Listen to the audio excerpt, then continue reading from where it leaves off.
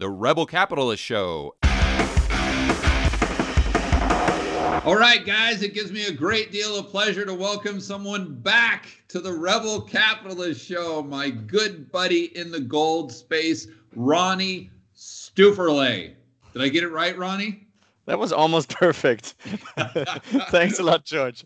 All right, awesome. Welcome back to the Rebel Capitalist Show, buddy. Now, you did an awesome presentation the other day, updating us on your views of how things are looking from a macro standpoint and how it plays into gold and Bitcoin specifically.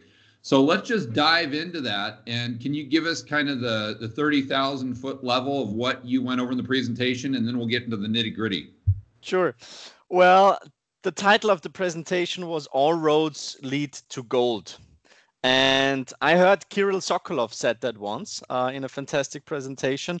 And my wife and I, we went to Rome in September. I call it contrarian traveling, and Rome was almost empty. It was fantastic, you know, no tourists at all. You didn't have to stand in line to go to the Vatican, all the big museums, the Colosseum. It was basically empty. And I told my wife, who's in the oil and gas industry, so she cares a bit about commodities and my kind of stuff. I told her, well, Rome now feels like attending a gold mining conference 2 or 3 years ago, because it was the ghost town. Yeah. Yeah, it was so depressing. So that was kind of the leitmotif of the presentation, and basically it is a macro update. I think one of the main takeaways is of course inflation. We're currently writing a big report on inflation. It's called The Boy Who Cried Wolf. Another topic is of course where we are in the cycle for gold. We saw quite a lot of interesting developments recently, you know, with Warren Buffett buying into Barrick Gold, right. but also some really big names like Stan Druckenmiller, Paul Tudor Jones, telling people, well, gold, but also Bitcoin is our favorite currency at the moment. So I can read the brief summary if you want. Sure. Yeah. We said. We are starting with two great quotes. The first is, "Blessed are the young, for they shall inherit the national debt." And the second is from one of my most favorite books. It's called Lords of Finance. "Monetary policy does not work like a scalpel, but like a sledgehammer." Right. And I reread not only The World of Yesterday by Stefan Zweig, but also Lords of Finance over the summer. And it reminds me very much of what is going on in financial markets at the moment. So the summary of the presentation is basically that the coronavirus is the accelerator of the overdue recession that heralds the dawn of a new monetary world order. After the COVID crisis comes the debt crisis. Rising price inflation is not a tail risk. Negative real interest rates are the new normal. The renaissance of gold in institutional portfolios has started. Mining stocks and commodities will be the major beneficiaries and are still largely underowned. And we think that gold miners and also Bitcoin are on the way to many, many new all-time highs. So that's it in a nutshell. All roads lead to gold. Yeah, so let's unpack that from a macro standpoint. Why are you saying that? Well, I mean, the thrust, I think, would be starting with just government debt, and now the Fed or any central bank is really having to monetize the majority of the debt that's being issued by the government and the fiat currency. And even when you look at, and so what's interesting, I think, is going back to 2008 to 2020, the majority of the, we'll call it quote unquote money printing, was just the Fed expanding the size of its balance sheet and the bank reserves. But we really were dependent upon the commercial banking system to increase M2 money supply, which for the layman just means the amount of currency units that are chasing goods and services. But now that we have the Fed monetizing the debt, buying those treasuries with bank reserves, and then the treasury spending that into the real economy, you're seeing M2 money supply go straight up. Mm-hmm. Well, if M2 money supply is going parabolic, how does that end? And the last thing I'll add here is, and I don't know that most people realize this, that the deficit of the government, the United States government, this year will be almost $5 trillion. To put that into perspective, between 1776 and 1996, the government accumulated about $5 trillion over that 220-year span. So we've tacked on in just 1 year as much as it took us to accumulate in the first 220 years of our existence. So how does that not lead to gold and Bitcoin, Ronnie? I mean, it does. Just look at the charts. Well, I think, George, there's, for me, honestly, it's been a fascinating year. I think, this is really for everybody following financial markets, currency markets. I think it's really a special year because when it comes to monetary policy, but also to fiscal policy, all taboos have been broken this year. Yep.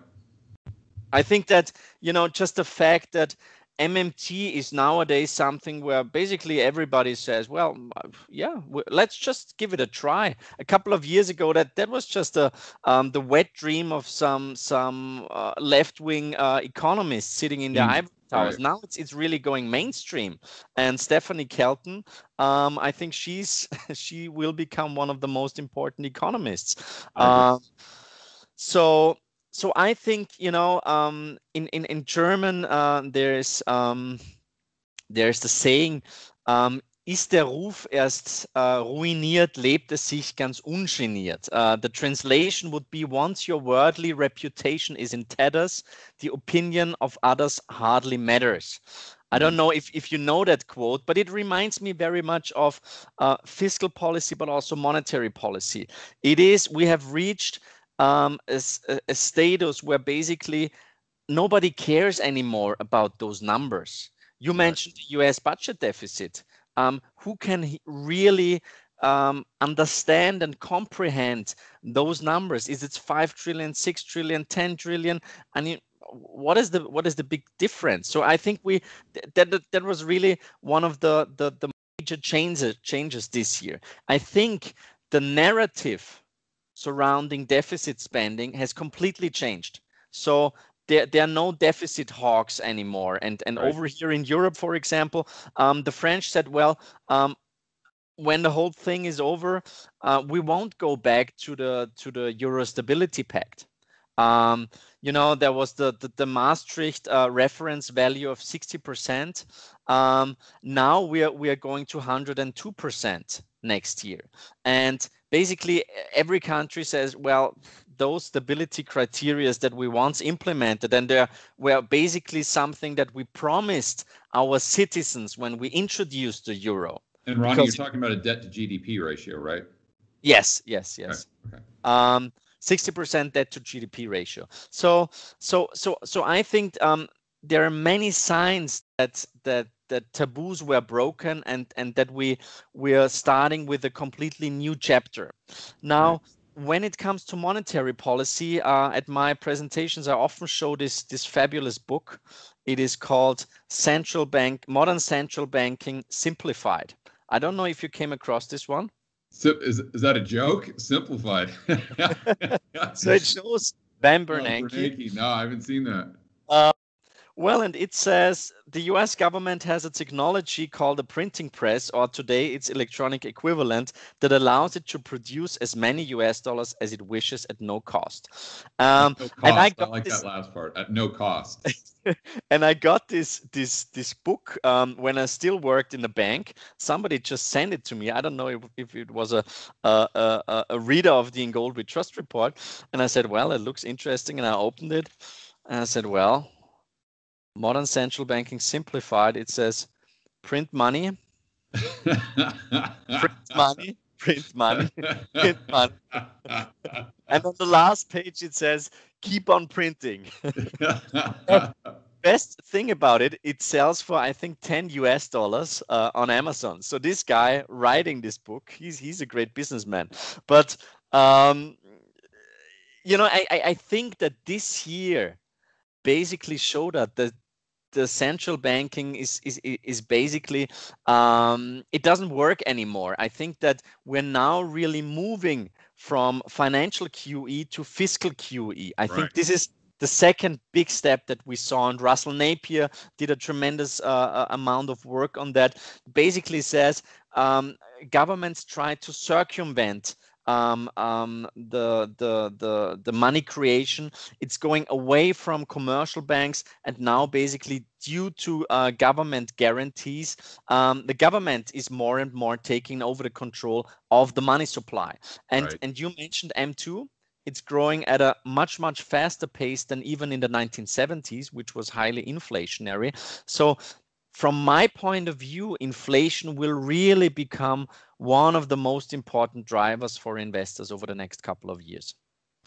What do you see the catalyst, or inflation's tough. Let's narrow it down, because when you talk about inflation right there, I think we would both define that as consumer prices going up, because obviously that can be asset prices, that can be the dollar going down or losing value against other currencies. There are a lot of different ways to look at it, but we'll just focus on consumer prices going up. And a lot of people would say, well, yeah, the Fed actually did create consumer price inflation because the CPI is completely bogus.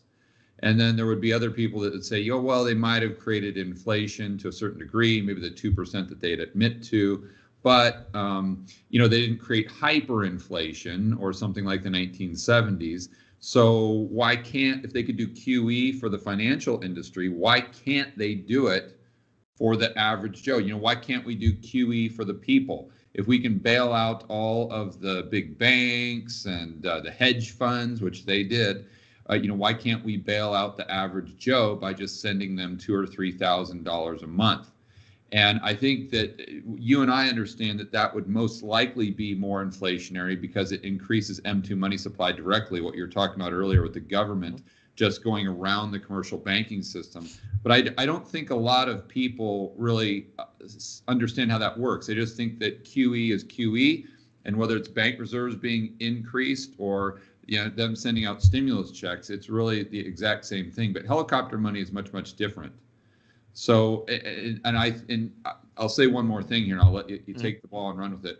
I think that back in March, we went from there being a Fed put, and I think it was kind of psychological, but the Fed comes out, guns a-blazing, we're going to fix the repo market, we're going to do QE 1, 2, 3, and the market goes up because the market thinks that the Fed has a backstop. But in March, they did that. The market still went straight down. The market didn't recover until the government came out and announced all of their stimulus programs. So I think we've gone to a government put, but I think the case for gold and Bitcoin here is that the government put increases M2 money supply directly, where the Fed put might not.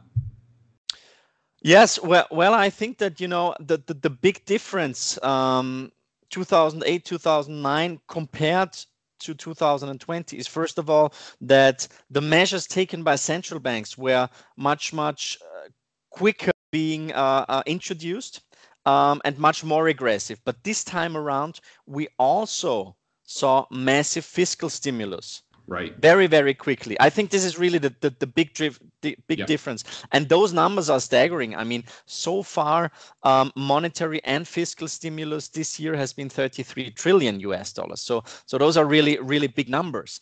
Was that worldwide? Yes. Oh, wow. Okay.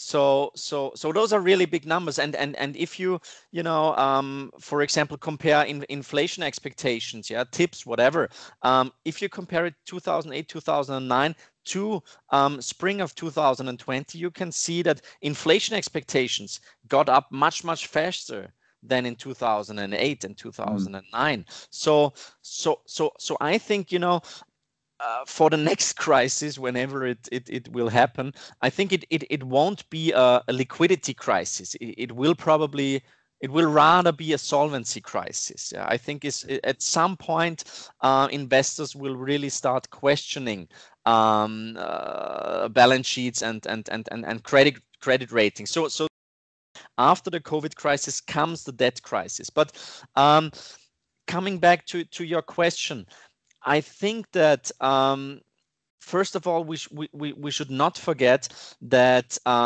now, if we compare the current narrative or the current mission of central bankers, it is a reverse Paul Volcker. Paul Volcker, back in the days, his job, 1979, his job was to kill inflation. Now central bankers all over the globe are really desperate to create more price inflation. Now, I think this year was really special, as I've said, because the Federal Reserve in August, I think they announced one of the biggest changes of their policies. So they are moving now to this average inflation targeting, which means back in the days, 2% was basically the ceiling, 2% inflation rate. Now they want on average 2%. But as inflation rates were undershooting over the last couple of years, now the Federal Reserve wants inflation rates to overshoot. Right. Just to have an average at 2%. So that basically means that we will see very, very low nominal rates until at least 2023. I think that Jay Powell said, what did he say? We're not even thinking about raising rates. Yeah. So you have very low nominal rates plus the Federal Reserve being very, very aggressive and targeting inflation rates to overshoot. So this means negative real rates for the next couple of years, which is based on our research. And we wrote more than 3,000 pages of research about gold. Negative real rates are the foundation of every gold bull market. Right. Now, I think when it comes to inflation, I said at this presentation, and this was published, I think, beginning of November, I had a conversation with Mark Bristow, the CEO of Barrick Gold, and we were talking about the vaccine, and he asked me, once we get the vaccine, what's going to happen to the price of gold? And I told him, well, for the very short term, it is, of course, negative for gold. But I think in general, once we get the vaccine, this is the best thing that can happen for gold prices, because the big problem now is, this enormous uncertainty. Nobody knows how 2021 will be. Nobody's really making any travel plans. Everybody is, saving money. Everybody is very, very concerned, making extremely conservative planning. But once we get the vaccine, I think this is going to change, and I really feel, and you can feel it in financial markets with value stocks coming back, all the the cruise ships, oil stocks, all those sectors that were basically beaten down through the COVID crisis. They are now basically coming back. But also talking to people, everybody is getting a little bit more optimistic. So from my point of view, of course, financial markets, especially equity markets, are always discounting the future, of course. And I think that the stock market already tells us, well, COVID won't be a big problem in the second, third, or fourth quarter of 2021. And I think it is completely nonsense, people telling us now, well, people will their spending habits and they won't travel too much anymore. I think this is nonsense. I think once this whole uncertainty about the health situation is out of the market, people will go crazy. They will go every weekend to, I don't know, to London, to Barcelona, to Las Vegas, whatever. They will go to every conference. I mean, my wife always tells me, isn't there any gold conference that you can go to? Get you out of the house. and everybody is really, nobody likes those Zoom meetings anymore. So I think once we really this vaccine news gets into the market and people really gain confidence, I think the velocity of money, or as the Austrian would call it, the demand to hold money, will completely reverse. So basically, we will see an enormous amount of money that was produced now meeting higher confidence. And from my point of view, this sounds like inflation. And just one last word. Yeah. Just have a look at inflation sensitive assets. Have a look at gold and silver prices, have a look at commodities, base metals, agricultural commodities, inflation protected bonds, at commodity sensitive currencies like the Australian dollar, but also the ruble or the Canadian dollar. They're all telling us inflation. So I think, be careful what you wish for. It might come true. This is something that central bankers all over the globe should think about. Yeah, a lot to touch on there. So first, I want to make sure that, or I want to encourage people, because we're talking about the demand side of the equation right there, with people having money in their pocket. They get these stimulus checks. It's gone up, the pent up demand. Therefore, when they're able to cut loose and they go out there, spend the money, increases velocity. But I think people need to also consider the supply side of the equation. We've had these lockdowns, and if we go through a second or third wave, whether it's legit or not, I'm not here to debate that, but it is what it is, and the governments will most likely take more draconian measures, which reduces the amount of supply or the supply of goods and services. It cuts down on the supply chains. So you have that effect as well. So yes, people will want to go out there and spend, but they'll have a lot fewer choices, which will bid up the prices on what few choices are left even more. I'll give you a great example. I just flew to Vegas over the weekend, and there was an airline that it's kind of like a semi-private airline. You fly out of Phoenix to Vegas, and right now they only have routes to Vegas and Burbank. But prior to COVID, they had 14 or 15 different routes to all these different cities. So all those flights are now gone. So if we flip the switch and go back to like after a third wave, like the Spanish flu, and after 3 waves, it's gone, then you're going to have a lot less choice, which drives prices up even higher. I mean, lumber has gone up, it's quadrupled over the past few months, and that's with some of the lockdowns still in place. So I want to encourage people to think about that. Yep. But then the next thing I'd like you to touch on, Ronnie, is this idea of yield curve control. And I read an article the other day that Brainerd is one of the top candidates for the Treasury for Biden. And she's a proponent of yield curve control. If we get inflation going up in the future, then that means that interest rates will tend to go up as well. At least the market will be trying to push interest rates up. But if the Fed comes in and says, no, we can't have that, because those interest rates will crush the economy, because we've got consumer debt at all-time highs, we've got government debt, corporate debt all-time highs, so we can't afford higher interest rates. But the only way that they can do that is to buy the bonds, but they got to print the money to buy the bonds. Then how does that work with your inflation expectations?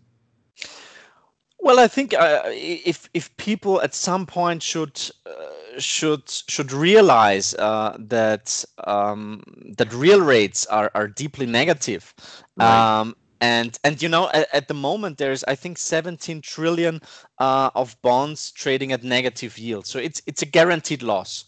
And I think JP Morgan had the number for real rates. I think that 32 trillion of bonds are trading at negative real rates, basically. Yeah. Right. So at the moment, I think many market participants are getting a bit concerned regarding inflation. So I think it's not a super contrarian topic anymore. But I think if we hit inflation numbers at 4 or 5%, and this is, for example, what Russell Napier, whom I really enjoy reading and listening to, and he's one of the greatest strategists out there, with a tremendous amount of great calls, and he has been a deflationist, and he became an inflationist this year. So I think that that at some point there will be an exodus from those bonds if inflation really becomes a concern. You think the Fed buys them to keep the rates down on the long end of the curve? Well, I think they will have to buy them, and I think the whole discussion about yield curve control, it was really a big topic in early summer, and then it kind of fell asleep, and the Federal Reserve said no, it's something that we're considering. But now I think with Brainerd, if she really should succeed Powell, then I think it will be implemented, and I think there's the best bet is that the balance sheet of the Federal Reserve will not shrink, and that the growth rate will further grow. I often say it's interesting that people care so much about flattening the curve and exponential functions when it comes to COVID cases nowadays, but nobody is talking about those exponential growth rates when it comes to balance sheets of or monetary aggregates. So I think this traditional 60-40 portfolio construction that we all had to learn, and if you study for the CFA, this is like the holy grail. This is something that perhaps worked in the past, but it won't work in the future, and therefore we showed that in one of our reports. The average investment advisor is nowadays 54 years old. So in his professional career, he never experienced the problems that you have when you're managing portfolios in a highly inflationary or even stagflationary environment. Or a deflation. No, just no deleveraging in general. Exactly. So I think that it makes sense to follow strategies of emerging market managers, for example, because if you're a money manager in Brazil, in Turkey, whatever, inflation is just something normal for you, and it's interesting that for them, for example, they've got completely different views when it comes to government bonds, but also, of course, when it comes to currencies and when it comes to gold. So I think that really inflation will be the main driver for gold, and I think when it comes to institutional demand, I think this is really something that I'm experiencing at the moment. This is people that haven't called me in ages, saying, well, you want to come around and or do a Zoom meeting. What did you do the last couple of years? Aren't you this gold guy? And I said, yeah, I am. Let's talk about it. So I think many, especially like wealth managers, family offices, they are slowly waking up now, and this is a great sign. And back in 2011, basically all the private bankers said you should have at least 5 to 10% gold in your portfolio. Now we're still far away from those numbers, but it has started. Yeah, Rick Rule was saying the exact same thing the last time I interviewed him. But I want to go back. It's very fascinating because you're in Europe and you've got a much more, I think, broad view of how money managers allocate capital. We get very U.S. focused here, and we just look at Bridgewater, or we look at any of these other, Chanos, or any of these big guys that you see on CNBC. And we assume that those are the only people who are allocating capital. But to your point, it's not true. They've got money managers in Argentina and Brazil and Turkey and places that experience a lot of inflation. So how do you see the typical, what does the typical portfolio look like in those places compared to other places like the United States or maybe even Europe, where they think that inflation is dead? That's a good question. I would say that that over here in Europe, where in general, I think the allocation in equities is significantly lower. Okay. We don't have too much history of investing in stocks, unfortunately, because people still think it's kind of risky, and volatility is something evil. I love volatility. I think it's fantastic. But unfortunately, we tend to be very conservative, which is, from my point of view, not conservative, holding mostly government debt in our portfolios. Even with negative rates. Yes, because so far it worked pretty well, and you know, if you bought the 100 year Austrian bond, uh, it looks like a tech stock or like Bitcoin. I mean, the chart Yeah. is crazy. Yeah. And just to Um, clarify there, what Ronnie's talking about is the price of the actual yes. bond, not the interest rate stays the same, but Yeah. the price goes up if interest rates overall in the marketplace go down relative to where the bond was issued. Yeah. So I think one really big trend over here, George, is ESG. This is like the big buzzword, and from my point of view, it's um, yeah, I think it to some degree it's a big marketing gag. I think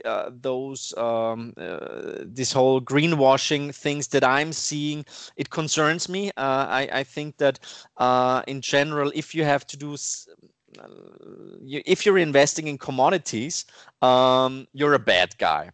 Now, people miss that commodities are pretty important for our economy, and that it's a highly capital intensive sector. So if you basically cut the capital allocation and the access to capital markets for companies in the oil and gas industry, in coal, in copper extraction, in gold and silver, at some point supply will fall significantly. Right. And I have to tell you, you know, opening up a mine nowadays is almost impossible. So I think, you know, it will come back like a boomerang.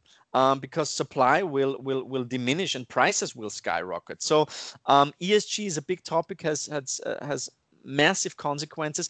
But George, what I think, you know, is really fascinating. I think the big winner of 2020 is Asia. I mean, the news of this free trade zone, which basically affects 30% of world GDP. I think this is really big news, and most people don't care too much about it. Also, the fact that China is coming out of the crisis basically first, and based on my contacts in China and in Asia in general, it seems that they really dealt with the crisis pretty well. So I think 2020 is also a year for Asia. And as a European, I'm sometimes a bit frustrated of all the developments that I'm seeing in Asia versus this still stand over here in Europe. Okay, so we look at the portfolio in Europe for an asset allocator, typically heavy bonds. In the U.S., probably equities. How would that differ from, let's say, Turkey, or where I'm guessing they're probably more into gold and real estate? And then let's go into this new free trade zone, because I don't think a lot of people, especially here in the United States, know anything about this. So it sounds like big news that we should all understand better. Well, George, I did presentations in I don't know how many countries all over the world, and I think I really got the best and the hardest questions in the Q&A session in Turkey.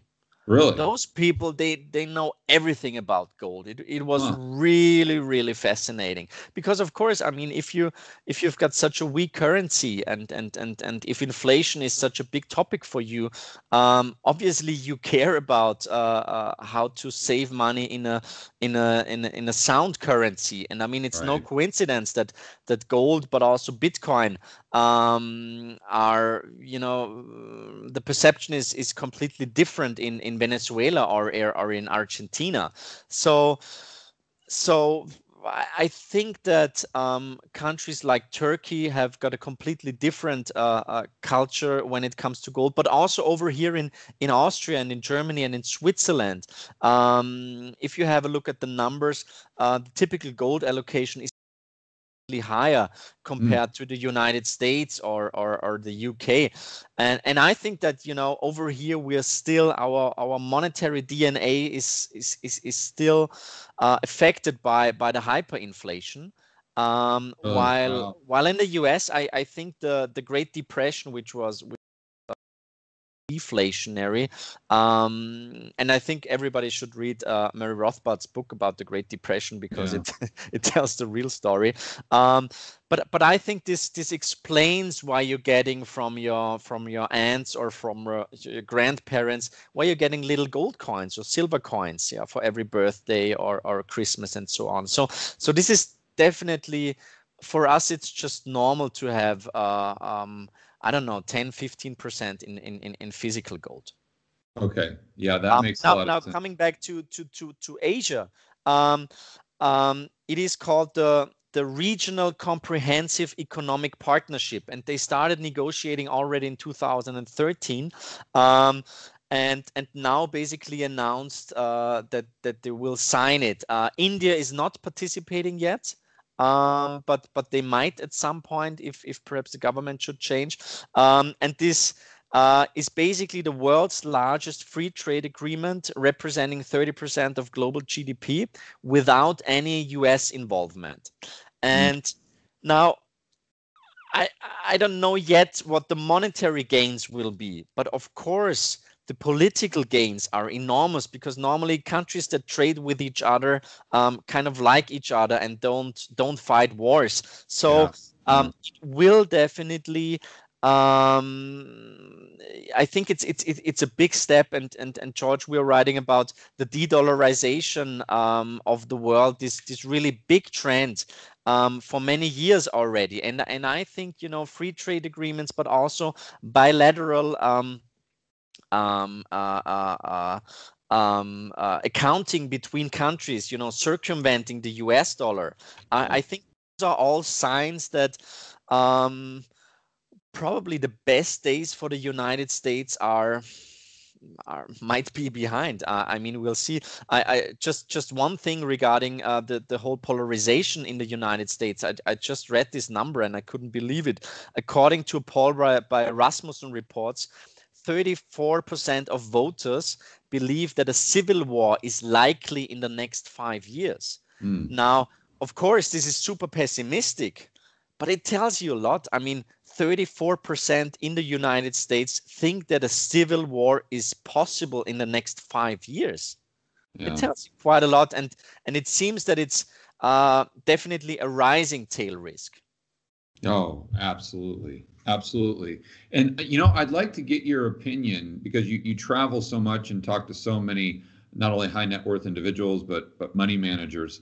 What are your thoughts right now on Eastern Europe, Russia, and the Middle East? And the reason I say that is because I see kind of this political narrative that, whether it's coming from, you know, Justin Trudeau in Canada, or the World Economic Forum with this great reset, where they want to completely change, they you know, they dress it up to be, we want to improve capitalism. But if you really read what they're saying, they're really saying we want less free market, we want more kind of this centrally planned, controlled economies. But and also they want a heavy push towards green energy. So I'm not saying that's good or bad. I will say that I would prefer that if we have a push towards green energy, it come from the free market and from entrepreneurs and from the bottoms up type of approach, instead of it being thrust upon us by the overlords. But if you look at kind of that whole great reset agenda, you look at countries like Russia, the Saudi Arabia, the Middle East. They really don't benefit from that. In fact, it's quite the opposite, because they're so reliant upon natural resources, commodities, and more specifically oil. And then the Eastern European countries, I think a lot of people are still alive today that lived through call it communism, socialism, whatever you want to call it. And I would assume that, you know, if the people in Germany and Austria can relate and remember, and they're still wired in about Weimar Germany, and here in the United States about the Great Depression, that as far as socialism would be hardwired into their brain, that, listen, we want nothing to do with anything that resembles a centrally planned economy, and therefore they would avoid this kind of great reset agenda more than, say, the West. Do you have any thoughts on that? Well, I think this is a very important thing that you're bringing up. I once attended a conference in Bratislava, in Slovakia, and we went there on a boat. My partner Mark Wallig and I, and we traveled with Jim Rickards, because he did a presentation in Vienna, and we went to this conference, and he said, it's about Austrian economics, and Jim asked us, do you think it's going to be big? And we said, we don't know. And we went there, and it was packed. There was like so many young people, and they were all extremely eager to learn and find out more about the Austrian school, about libertarianism. It was really fascinating. While over here in Vienna, if you go on the street and ask, who is Hayek, most people will say, well, Salma Hayek. But nobody knows Friedrich August von Hayek, who won the Nobel Prize for economics in 1974, by the way.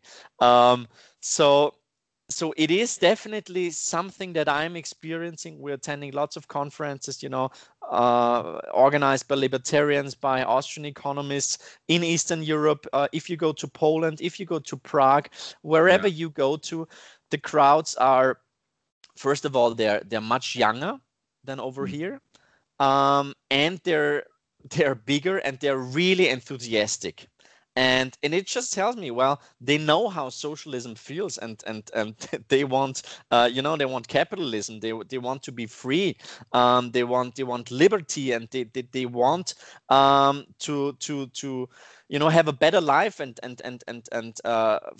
lay the foundation for a better life for your kids. And therefore, I think this is a definitely something that we're seeing in Eastern Europe, and therefore I think also from an investment standpoint, very interesting growth rates still.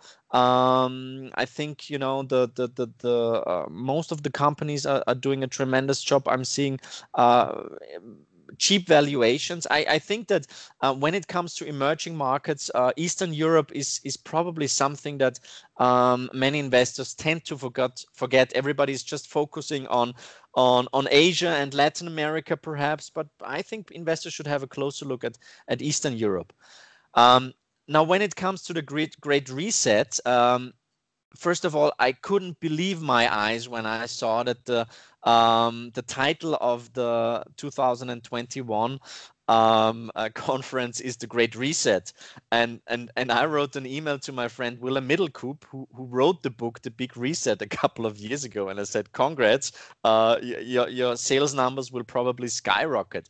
But I think, never waste a crisis, and this is what we're seeing now. I think, as I've said, all taboos have been broken, and if you follow Twitter, stuff like universal basic income, like helicopter money, like MMT, like a debt cancellation, this is something that is really becoming mainstream, and many friends of mine who don't care too much about economics and reading all this historical stuff, they say, yeah, let's just give it a try. It might work. I think it's a pretty dangerous experiment, but I think that it's really the zeitgeist that we're seeing now, unfortunately. Yeah, and the people, they just don't understand history.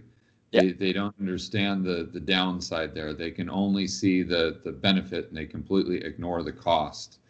So I know we're probably running a little short on time here. So in the closing moments or the closing minutes here, can you walk us through what you see as an ideal portfolio, or how you're investing for yourself? I know that you're bullish on gold and Bitcoin, but you talked about commodities, and I think that's something that's very interesting, because we look at the charts, and if you look at commodities compared to asset prices, or more specifically the S&P, you see that commodities are at historically low levels, going back to, the early 1900s in the United States, and they're very unloved. People just look at it like, oh, it's never going to come back. They just look at the demand side of the equation, and they forget the supply side, just like they're doing with the demand, with more currency units, and forgetting about the supply of goods and services. So can you walk us through maybe more specifically what you're looking at, even for your own portfolio, as far as commodities? I mean, is it oil? Is it uranium? Is it copper? Is it what else is out there? And what are you most bullish on, and maybe not so much? Well, I think I agree. Probably the most hated asset class. I did a big presentation in spring, and I said, gold always moves first. Then it's the silver market, then it's energy, and then it's the broad commodity complex. I didn't know. And I said, we're pretty bullish commodities, and I was ridiculed. It was like if I would tell my wife, I don't know, let's do a samba or a cha-cha-cha dancing class, because I just come on.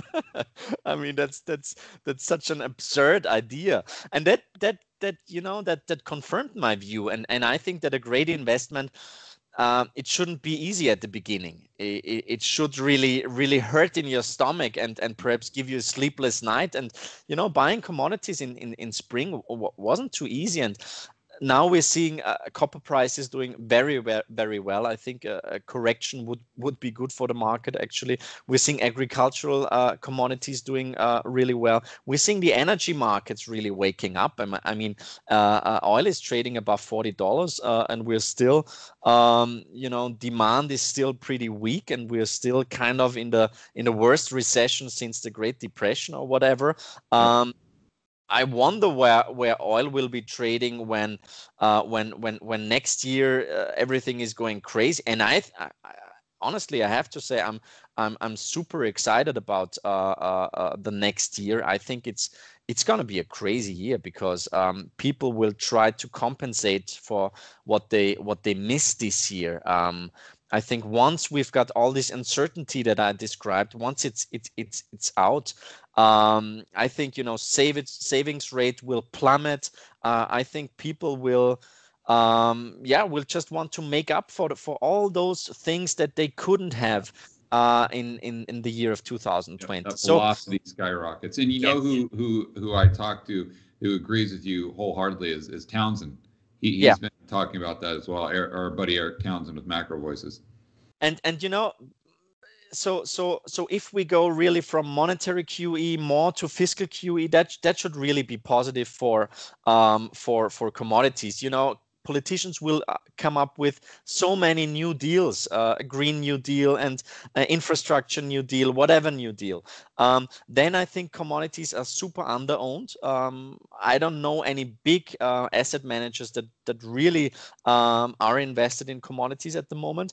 And they're, as you've said, generationally cheap. So I like the coal commodity complex. We've got a uranium fund, for example. We've got our inflation diversifier fund. Did you say coal, Ronnie? No, we don't have a coal fund. Okay. Uranium. Okay. Sorry. Which is also quite controversial because people who don't have a clue about it say, so you're investing in nuclear bombs or what? You should do your homework. But what really makes me super bullish is Bitcoin.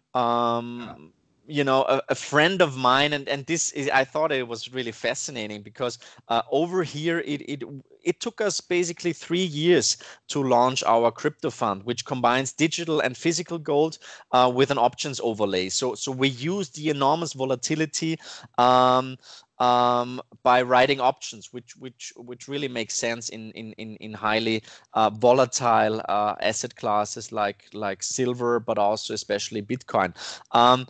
And from a legal point of view, the narrative, if you go to a big bank or an institutional player, is still, okay, Bitcoin is a thing for criminals and the dark web and stuff like that. So this is really the first thing that comes to the mind of a mostly older guy being responsible for the asset allocation. But what we really sense at the moment is that the smaller houses that are not that bureaucratic, that have got flatter hierarchies, they're waking up. So we've got lots of interesting meetings, and I think this is really 2020 will really be an important year for Bitcoin, because I think this is really the year where we see a transition into traditional asset management. A friend of mine, and I love it because it just tells you how creative investors and capitalists are. He said the compliance department and risk management really gave him a hard time buying Bitcoin, and he tried it every couple of weeks. And I just want to buy like 2 or 3% for one of my funds. I said, no, it's not possible. It's too risky. And I said, just 2 or 3%. I mean, it makes sense just from a correlation point of view. No, it's not possible. So what did he do? He bought a stock, MicroStrategy. And you probably heard that the CEO of MicroStrategy, he bought like 500 millions worth of Bitcoin. Michael Saylor, I think is his name. So he bought that basically as a as a Bitcoin allocation. He bought this stock. Now compliance department was happy, but I think, George, with legends like Paul Tudor Jones, but also probably the greatest investor ever, Stanley Druckenmiller, now being really, really bullish Bitcoin. I think this is really a sign that it has arrived in traditional asset management. So that's Ronnie. I don't know if you know this, but I was in St. Bart's for like 2 or 3 months, and if you've ever been to St. Bart's, you know that pretty much every person there is a hedge fund manager. And I know that Hugh Henry is living there, right? Yeah. I was hanging out with Hugh, and then I was hanging out with a lot of his buddies, and they're all investment bankers or hedge fund managers. And you go out and have a few beers with these guys, or go to dinner, go to lunch, go out to snorkeling, and I can tell you that every single one of them is talking about two things, and that's gold and Bitcoin. No, well, is it a crowded trade yet?